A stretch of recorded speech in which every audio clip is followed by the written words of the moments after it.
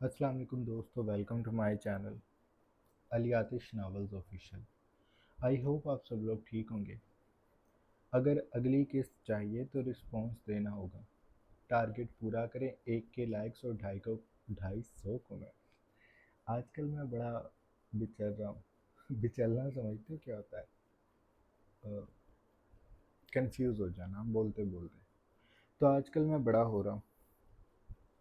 खैर, चलते हैं आज की किस्त की तरफ। आवाज़ ना निकले सिसकियों की। अर्ज कलम अली आतिश किस्त 218 पार्ट 5। वो मेकअप रूम में दाखिल हुई तो दंग रह गई। उसे अपनी आंखों पे यकीन सा ना हुआ। वो शहर की बल्कि पाकिस्तान की मशहूर मेकअप आर्टिस्ट थी, जो इस वक्त सियाह चुस्त शर्ट और ट्राउज़र में सबके सामने अपनी पूरी टीम के हमरा मौजूद थी। नमल उसे यूट्यूब और इंस्टा पे फॉलो करती रहती थी, और उसने तो कभी ख्वाब में भी नहीं सोचा था कि उसे आज वो नज़र आ जाएगी। वो महंगी तरीन आर्टिस्ट थी, जो बस फिल्मी अदाकाराओं या हाई प्रोफाइल खवातीन का मेकअप करती थी। नमल के लिए फ़ैन मूवमेंट था। उसने दरवाज़ा थाम लिया।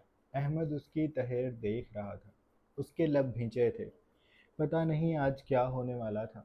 शायद वो कल नमल के जनाजे में शामिल होगा, और फिर उसकी कुलखानी के चावल खाता हुआ आंसुओं से भरी आंखों से बेबसी से शायान को देख रहा होगा, जो सबसे मिलता ये जाहिर कर रहा होगा कि उसे अपनी बीवी की मौत का बड़ा दुख है। लेकिन ये बात बस अहमद जानता होगा कि वही अपनी बीवी को मारने वाला है। हाय नमल! वो उसे कैसे बताए कि नमल का आज आखिरी दिन हो सकता है। वो नमल को बड़ी ही उदासी से देख रहा था। उसे नमल बादलों में उड़कर जाती ट्रेन में बैठी दिखाई देती थी, जो जन्नत की तरफ रवाना थी। अहमद का दिल दुख से फट रहा था। तभी नमल चहकी, ओ माय गॉड! ये मैं यकीन नहीं कर पा रही। तुमने ये सब कैसे अफोर्ड कर लिया? वो अहमद के सामने उछल कर आई। अहमद अपनी यादों के जाल से निकला और गहरा सांस भरकर उसे देखते हुए बोला, बस मैं चाहता हूँ कि सब परफेक्ट हो। साथ ही उसकी आंखों के सामने शायान से मुलाकात किसी फिल्म की मानित चलने लगी। ये मेकअप आर्टिस्ट है क्या?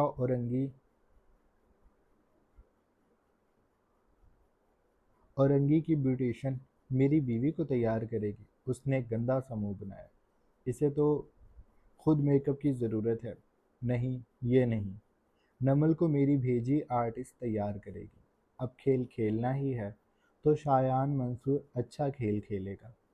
अहमद ने हिचकिचा कर उसे देखा था। पैसे की फिक्र तुम ना करो, और नमल की बातों को दिमाग से निकाल दो। वह नीम पागल है। मेरी माली हालत बेहतर है। मैं उसे सब कुछ दे सकता हूँ, बस शायद अकल ना दे सकूँ। पर खैर, वो जैसे दुखी हुआ था, फिर सर झटक कर बोला, नमल को तैयार मेरी ब्यूटिशियन करेगी। और अब वो ब्यूटिशियन यहाँ मौजूद थी। अहमद के जवाब पे नमल ने उसे सरहाती निगाहों से देखा। वाह भई, तुम तो बड़ा पैसा खर्च कर रहे हो। तुम किसी की मदद कर रहे हो ना, अल्लाह तुम्हें बहुत पैसे देगा। तुम देखना बहुत आगे जाओगे। अहमद ने बस दिल में जवाब दिया, मैं तो घर जाऊंगा और सो जाऊंगा, ये सोच कर कि ये सब ख्वाब था। जब उठूंगा तो सब ठीक होगा, और आगे तुम जाओगी भोली लड़की। मैं उठूंगा तो न्यूज़ चैनल तुम्हारी मौत की कवरेज कर रहे होंगे कि एक 22 साला लड़की का पुरअसरार कत्ल दूसरे फ्लोर से धकेला गया। मुजरिम कौन? पुलिस तलाश में है। अभी तक कुछ भी ठीक से पता नहीं चला। लड़की का शौहर गम से दोहरा हो रहा है। कैमरा शायान की तरफ जाएगा। वो रोता हुआ बता रहा होगा कि नमल से उसे कितनी मोहब्बत थी, और अहमद उसके लबों के किनारों में दबी शैतानी मुस्कान को देखकर लरज़ रहा होगा, और उसे यूं महसूस होगा कि कैमरे के पार से भी वो निगाहें उसे देखकर वार्न कर रही हैं कि वो सबका गला घोंट देगा, वरना शायान उसका घोंट देगा। ऐसे अहमद पे एक मौत का राज रखने का बोझ اسے جلد بوڑھا کر دے گا، وہ شرابی ہو جائے گا اور گلیوں میں پھرا کرے گا۔ اس کا گلٹ ایک دن اس کی جان لے لے گا۔ اس کا دل کیا وہ نمل کو گلے لگا کر پھوٹ پھوٹ کر روئے، لیکن شایان کے ڈر سے وہ چند قدموں کے فاصلے پہ کھڑا تھا اور نمل اسی خاموشی کو دیکھ رہی تھی۔ یہ تمہیں کیا ہو جاتا ہے؟ بار بار پوز کیوں ہو جاتے ہو؟ سب ٹھیک تو ہے نا؟ احمد نے سر ہلایا۔ ہاں سب ٹھیک ہے، وہ مختصر کہہ کر اپنے آنسو چھپاتا ہوا بولا۔ تم تیار ہو جاؤ، وہ بھرائی آواز میں گویا ہوا تھا۔ نمل کو لگا وہ شو کی وجہ سے جذباتی ہو رہا ہے، اسی لیے اس کا شانہ تھپک کر میک اپ کروانے بھاگ گئی، اور احمد دروازے کی چوکھٹ میں کھڑا اسے دیکھ رہا تھا۔ اس کی آنکھوں کے گوشے بھیگے بھیگے سے تھے۔ اس کے تن پہ سمندری نیلے رنگ کا ٹخنوں تک کا لباس تھا جو میکسی جیسا تھا، اور وہ اس میں جل پری لگتی تھی۔ اس کے سیاہ بال شانوں پر بکھرے تھے، آنکھوں میں کاجل کی دھار تھی، پلکیں خمدار سی آنکھوں پہ چلمن جیسی لگتی تھی، ہلکا دھوئیں جیسا آئی شیڈو جنہیں اسموکی آئیز کہا جاتا ہے، ویسی آنکھیں، اور گال پہ بلیشر جس سے گال اور بھی گلابی ہو گئے تھے، لبوں پہ تیز رنگ کی لپسٹک، کھلے بال آبشار کی مانند بہتے شانوں پہ ڈلے تھے۔ میکسی کا گلا گردن تک کا تھا، اسی لیے گلے میں کچھ بھی نہیں پہنا ہوا تھا، البتہ کانوں میں اینٹیک بوندے تھے جو اس کے شانوں میں جھول رہے تھے، اور بالوں سے قدرے الجھے ہوئے تھے۔ وہ خود کو شیشے میں دیکھ کر مبہوت رہ گئی۔ اونچی ہیل سے اس کا قد اور بھی دراز ہو گیا تھا۔ وہ شیشے میں خود کو دیکھ کر دنیا سے ہی مانو کٹ گئی تھی۔ بیوٹیشین مطمئن سی اسے دیکھ رہی تھی، اور اس کی ٹیم بھی۔ آپ بہت پیاری لگ رہی ہیں۔ اتنی بڑی سیلیبریٹی سے آپ سننا نمل کو چونکا گیا تھا۔ نمل کے شانے تشکر سے جھک گئے۔ آپ کا بہت شکریہ، وہ ایسے بولی جیسے احمد نے اس بیوٹیشین سے ڈسکاؤنٹ لیا ہو کہ ایک چیریٹی میں اگر وہ بھی حصہ ڈال دے گی تو اللہ اسے ثواب دے گا۔ یقیناً ایسا ہی ہوا ہوگا، تبھی یہ بیوٹیشین یہاں آئی، ورنہ احمد کہاں افورڈ کر سکتا تھا، جبکہ وہ کیا جانتی تھی کہ افورڈ کرنے والا تبھی احمد اندر آتا بولا، تم تیار ہو گئی؟ اس کے الفاظ منہ میں ہی رہ گئے، پھر وہ سنبھلا اور سر کو ہلاتا آگے آیا۔ بکرا تیار تھا قربانی کے لیے۔ احمد نے افسوس سے سوچا اور بولا، تم ریمپ پہ جانے کے لیے تیار ہو؟ نمل کا دل ڈوبا، پیٹ میں گولے بننے لگے۔ تیار تو ہوں، لیکن وہاں کتنے لوگ ہوں گے؟ احمد نے برجستگی میں کہا۔ ایک نمل حیران ہوئی، مطلب؟ احمد فوراً سنبھلا، 100 تو ہوں گے۔ نمل نے دل کو تھام لیا، اتنے سارے لوگ؟ وہ بولی اور گہرے گہرے سانس لینے لگی، پھر پوچھا، باقی ماڈلز نہیں آئیں؟ نہیں، پہلے تمہاری انٹری ہے، باقیوں کی بعد میں ہوگی۔ تم ریلیکس رہو اور باقی سب کچھ دماغ سے نکال دو۔ نمل نے سمجھنے والے انداز میں سر ہلایا اور دوبارہ شیشے میں دیکھنے لگی۔ بالوں کو درست کرتی وہ ساتھ ساتھ گہرے سانس بھی بھر رہی تھی، اور احمد ایک بار پھر اسے الوداعی نگاہوں سے دیکھنے لگا۔ شایان منصور کے کان سے فون لگا تھا، اور وہ دوسری جانب اس کے ڈیڈ تھے۔ میرا بیٹا، وہ اس کی کال آ جانے پہ نہال تھے۔ شایان نے گلا کھنکارا، مجھے ایک فیور چاہیے۔ وہ شرمندہ سا ہو رہا تھا، اپنے مطلب کے لیے وہ کال کیا کرتا تھا۔ پوچھا مت کرو میرے بیٹے، بس بتایا کرو۔ بابا ہوں تمہارا، تمہارے لیے سب کر سکتا ہوں۔ ان کی محبت اب شایان کو شرمندہ کر رہی تھی۔ وہ چند پل چپ ہوا اور بولا، میں آپ کو ایک نمبر بھیج رہا ہوں، وہ میری بات نہیں سن رہے، کیا آپ اس میں کچھ کر سکتے ہیں؟ اس نے سارے اسپانسر سے بات کر لی تھی، بس ایک اس کی بات سننے کو تیار نہیں تھے۔ وہ اس شو میں آنا چاہتے تھے، جبکہ شایان انہیں سمجھا چکا تھا کہ وہ شو اب نجی ہو گیا ہے، لیکن وہ ماننے کو تیار نہیں تھے۔ تو اسے اپنے ڈیڈ کو کا خیال آیا۔ وہ اس مارکیٹ میں ویسے ہی کم لوگوں کو جانتا تھا، اور ابھی نیا بھی تھا، تو اس کے ڈیڈ ضرور اس مسئلے کو حل کر سکتے ہوں گے۔ اسی لیے اس نے انہیں نمبر بھیج دیا تو ڈیڈ کی تبھی کال آئی۔ تم کوئی بوتیک کھو رہے ہو؟ شایان نے تکان سے سانس بھرا، میں ایسا کچھ نہیں کر رہا، اس کے لہجے میں غصہ سا تھا۔ منصور صاحب خاموش ہوئے، تو پھر قدرے توقف سے پوچھا۔ لہجے میں احتیاط تھی۔ ان کے بیٹے کا کیا بھروسہ، کب برا مان جائے۔ ایک چھوٹا سا مسئلہ ہو گیا ہے۔ ڈیڈ نے تفکر سے فوراً پوچھا، کیا ہوا، سب ٹھیک تو ہے نا؟ شایان اپنی کرسی سے اٹھ کر کانچ کی دیوار نما کھڑکی کے پاس آ گیا، جہاں سے شہر دکھائی دیتا تھا، جہاں پہ گاڑیوں کا اژدھا بہہ کر آگے جا رہا تھا۔ اس کی نگاہیں گاڑیوں پہ جمی تھی۔ ڈیڈ نے اپنا سوال دہرایا تو وہ مدھم لہجے میں بتانے لگا۔ ڈیڈ اسے دم سادھے سن رہے تھے۔ میرا دماغ خراب کر دیا ہے نمل نے، اسے مجھ سے بات کرنی چاہیے تھی ڈیڈ۔ وہ ساری بات بتا کر ضبط کرتے ہوئے بھی دبا دبا سا چلایا۔ منصور صاحب نے لمحہ بھر رک کر نرمی سے کہا، میرے بیٹے، میری بات کو سمجھنا۔ وہ بہت احتیاط سے شایان سے بات کرتے تھے۔ ان کے تعلق ابھی ٹھیک ہوئے تھے اور وہ انہیں دوبارہ بگاڑنا نہیں چاہتے تھے، اسی لیے رسان سے اور نرمی سے کہنے لگے، تم نے خود ہی کہا وہ ناسمجھ ہے، تو اس سے نرمی سے بات کرنا، یہ گھر کی بات ہے۔ میں سب دیکھ لوں گا، لیکن بہو کو پیار سے ٹریٹ کرنا، غصہ نہ کرنا۔ شایان نے غصے سے کہا، کیا میں ابھی بھی غصے میں لگ رہا ہوں؟ منصور صاحب نے فوراً سے کہا، نہیں میرا بیٹا، غصے میں نہیں ہے، بس ہرٹ ہے۔ شایان کے تنے اعصاب ڈھیلے پڑے۔ رائٹ، میں ہرٹ ہوں۔ اسے بھی ابھی تک یہی لگ رہا تھا کہ وہ تپا ہوا ہے، لیکن وہ دراصل ہرٹ تھا۔ نمل کو اس سے جھوٹ نہیں بولنا چاہیے تھا۔ اس نے پورے شہر میں اسے بدنام کرنے کا سامان کر رکھا تھا۔ وہ تو بس شایان کو پہلے خبر ہو گئی، ورنہ وہ کل بیٹھا نمل کو ہائی لائٹس میں دیکھ رہا ہوتا اور اس کے پوسٹر پورے شہر میں لگے ہوتے۔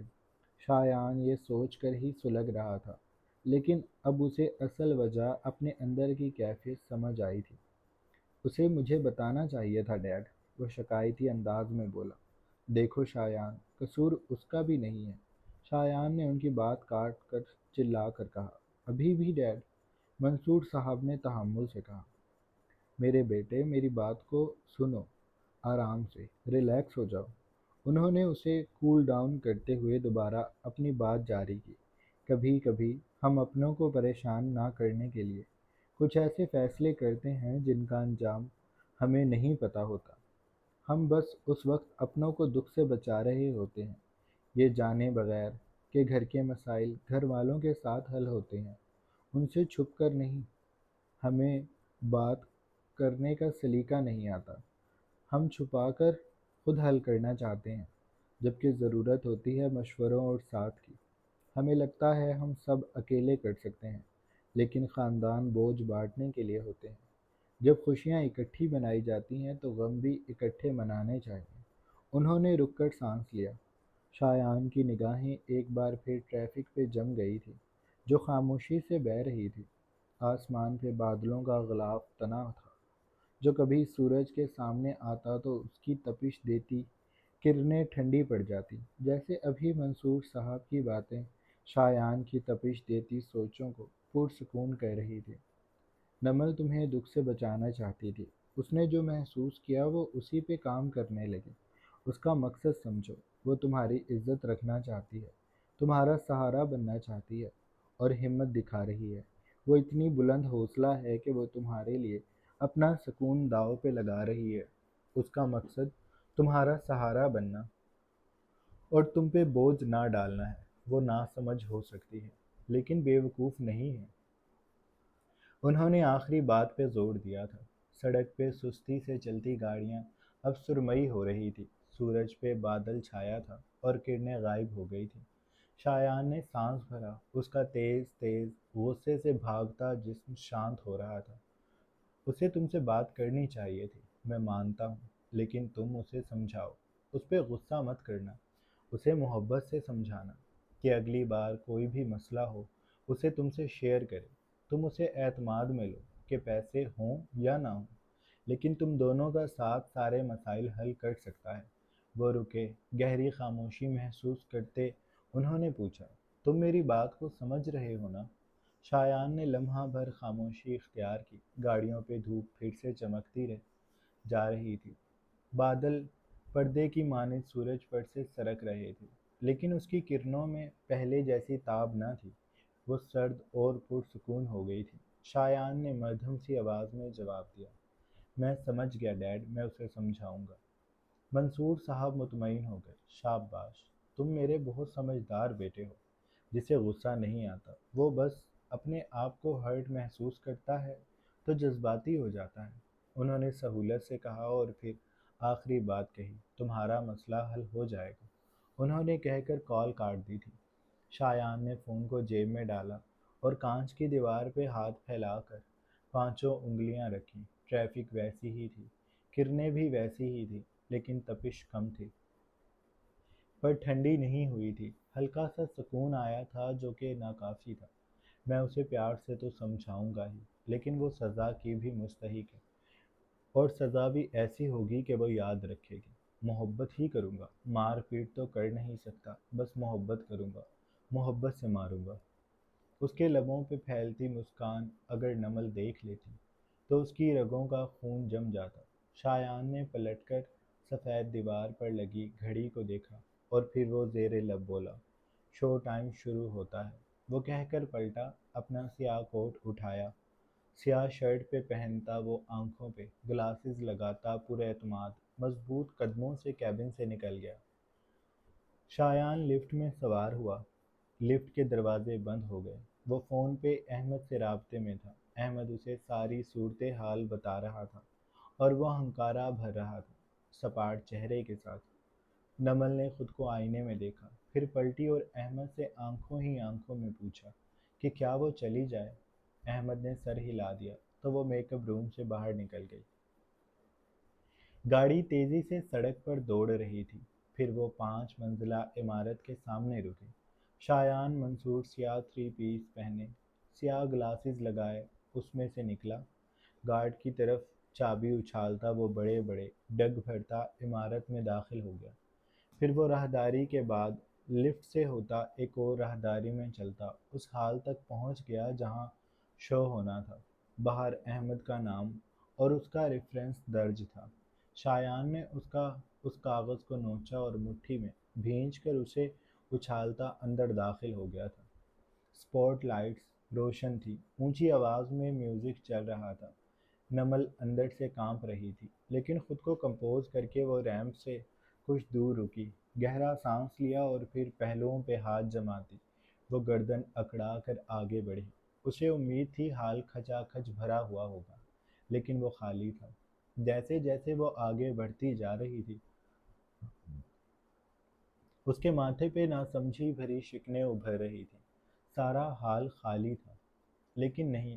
تبھی اس کی نگاہ پہلی قطار کی نشستوں پر بیٹھی شخص پہ پڑی اور وہ اچانک سے دھک سے رہ گئی۔ اس نے اپنی آنکھیں مس لیں۔ اسے یہاں شایان کیوں دکھائی دے رہا ہے؟ وہ سوچنے لگی۔ تبھی اس کے سامنے موجود شخص کو کھڑے ہوتے دیکھا۔ وہ ساکت و جامد وہیں رک گئی، جیسے دنیا تھم گئی تھی۔ باہر شاید لہکتے درخت اور آسمان میں اڑان بھرتے پرندے بھی ساکت ہو گئے ہوں۔ دنیا کا ہر شور اور گردش سب کچھ رک گیا ہو۔ نمل کا سانس بھی رک گیا تھا۔ شایان ایک ایک سیڑھی چڑھتا ریمپ پہ آگے آیا۔ اس کے ریمپ پہ آتے ہی سفید روشنیاں بھاگ کر اس کے وجود کو اپنے ہالے میں لے لی۔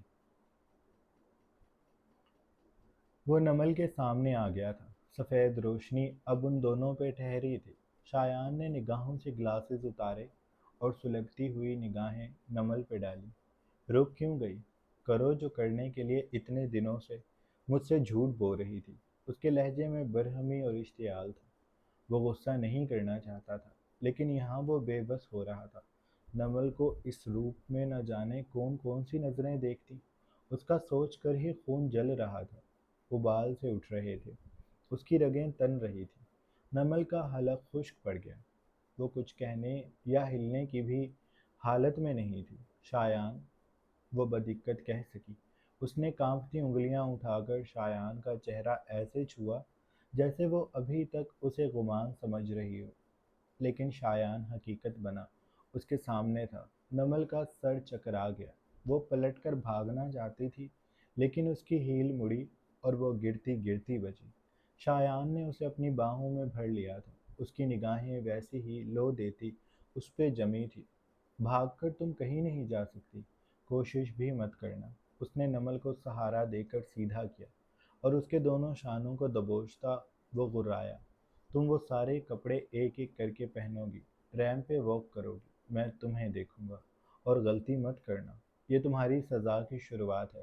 وہ 100 کپڑے تم پہن کر ریمپ پہ واک کرو گی۔ تمہیں بہت شوق چڑھا ہے نا ماڈل بننے کا، تو اپنے شوہر کے سامنے وہ سارے کپڑے پہن کر آؤ۔ یہ سارا شو میں خرید چکا ہوں، اب تم میرے لیے مجھے خوش کرنے کے لیے یہ سب کرو گی۔ اس نے نمل کی آنکھوں میں اپنی سلگتی آنکھیں گاڑ کر چبا چبا کر کہا تھا۔ اس کی انگلیاں نمل کے گوشت میں پیوست ہو رہی تھی۔ نمل نے اسے ترہم سے دیکھا۔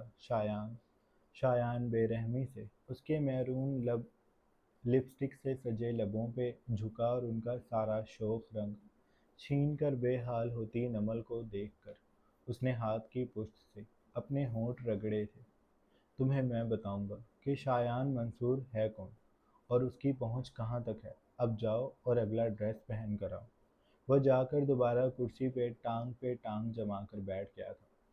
نمل کا پورا وجود کانپ رہا تھا، اس کا نچلا لب ابھی تک سن ہو رہا تھا، اس میں سوئیاں چبھ رہی تھی۔ نمل کی آنکھیں تبھی بھیگ گئیں، وہ بہتی آنکھوں سے شایان کو دیکھتی رہی، لیکن شایان نے جیسے قسم کھا لی تھی کہ وہ رحم نہیں کرے گا، اسی لیے اسے گھورتا رہا اور نمل کو مجبوراً پلٹنا پڑا۔ جاری ہے۔ تو یہ تھی ہماری آج کی ایپیسوڈ، آئی ہوپ آپ لوگوں کو اچھی لگی ہوگی۔ اگر آپ کو قسط اچھی لگی ہے تو آپ چینل کو لازمی سبسکرائب کر لیں، بیل آئیکن کے بٹن کو بھی پریس کر لیں تاکہ نئے آنے والی ویڈیوز آپ لوگوں کو بآسانی ملتی رہیں۔ اپنا ڈھیر سارا خیال رکھیے گا، بہت جلد ایک نئی قسط کے ساتھ حاضر ہوں گے۔ اللہ حافظ۔